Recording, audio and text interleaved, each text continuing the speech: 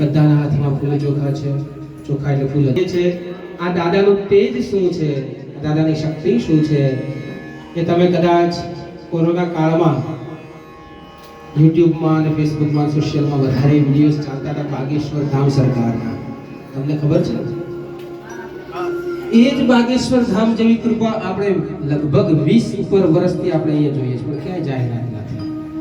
વીર અંબિકા ધામ એક એવું સપનું છે. અત્યારે 10 બાય 10 ની રૂમમાં ભાડાના ઘરમાં અહીંયા રાજેન્દ્ર પાર્કમાં B1માં પહેલું જ ઘર છે, ત્યાં રહીએ છીએ.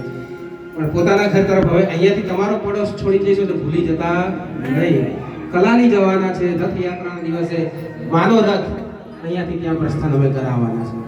એમની દયાથી સ્કોર્પિયો એનો રથ લાયો છે અને એનો જ રથ છે, એનો સારથી છું. કાંઈ મને લઈ જાય તો ત્યાં જવું. પણ એ ગાદી કોઈ આવે, ઘરે સેવા છે માતાજીની. તમે આ બાજુ બે ફોટા જુઓ છો, અમારા વીર દાદાનું આ જૂનું સ્થાનક રાધનપુર કુળદેવતા, બાજુમાં માં જગદંબાજી બિરાજે છે. આમાં ફોટો થોડો ડલ હશે, તમે સોશિયલમાં જોડાઈ શકશો, યુટ્યુબ ફેસબુકમાં. કનુભાઈ શાસ્ત્રી વડોદરા. ગાદીથી કોઈ પણ માણસ આવે કંઈ પૂછવાનું હોતું નથી. આવીને બેસો એટલે તમારી 5 પેઢી સુધીનો ઇતિહાસ, તમારા જે પ્રશ્નો હોય 1 થી 1 5 10 15 તમે પ્રશ્નોના પોઈન્ટ કરી લાયા, બધા જ અહીંયા દાદા મને દેખાડે, હું લખી દઉં છું. અને જે કંઈ પ્રશ્નો એ કહેવું તો કહેવું, પણ એનું સુખદ સમાધાન અને એનું પરિણામ પણ માને આશીર્વાદથી એ જસ્ટ છે. એટલે જ કહ્યું કે વીર અંબિકા ધામ એક કળીકાળની અંદર એવું જાગતું ધામ મારા મનમાં સપનું છે, આવું બનાવવું છે. આવનાર વર્ષોમાં એ સાકાર થવા જઈ રહ્યું છે. પણ આપ બધા પણ આ પરિવારમાં જોડાજો. પેલા કહે છે ને આતે જાતે રહીએ, હું તો કહું હું તો અહીંયા જ છું, તમારું છે, હું તમારે ત્યાં આવતો જાતો હોઉં છું. એવું છે, એવું ધામ નિર્માણ કરવાનું છે.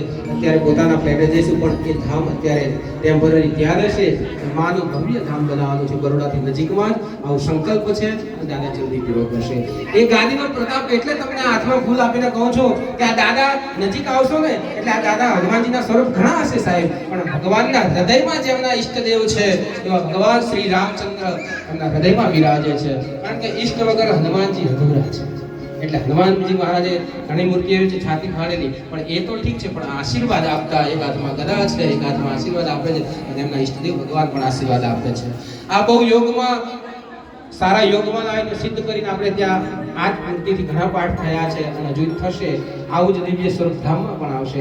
માની આ મૂર્તિ સ્વરૂપ પણ 20 ઇંચની અને 22 કિલોની માતાજીની પંચધાતુમાં મૂર્તિ અંબાજીથી લાવ્યા. એનો પરચો અત્યારે પણ છે. પહેલા નાની મૂર્તિ હતી, આ મોટું સ્વરૂપ લાયા છે.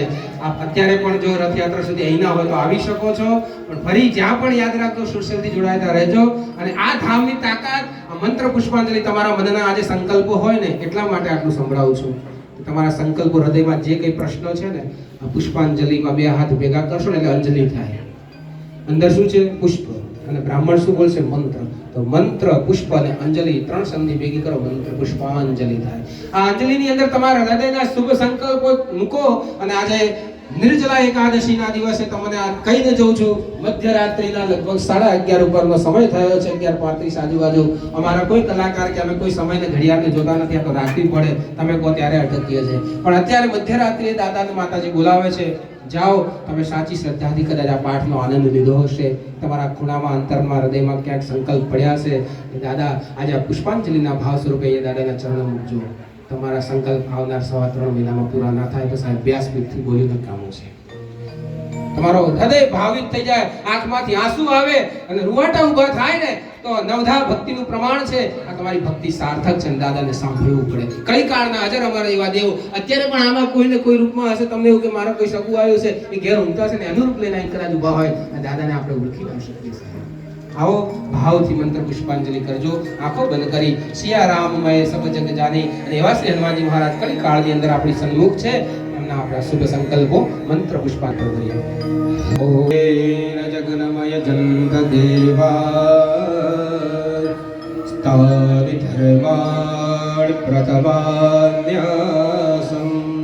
કર્મનું ફળ ઓલરેડી મળ્યું છે, પણ હજુ જે મનમાં સંકલ્પ છે એ ફળ અવશ્ય મળશે, મળશે અને મળશે.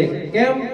અન્યથા શરણમ નાસ્તિ ત્વમેવ શરણમ મમ તસ્માદ કારુણ્ય ભાવેન રક્ષસ્વ હનુમત પ્રભુ રક્ષસ્વ કુલ દેવતા બાજુ વિતરણની વ્યવસ્થા કરજો. આપણો ભાવ પહોંચવો જોઈએ. પાંદડી નીચે પડશે ચાલશે. વારા પર આવી દર્શન કરજો.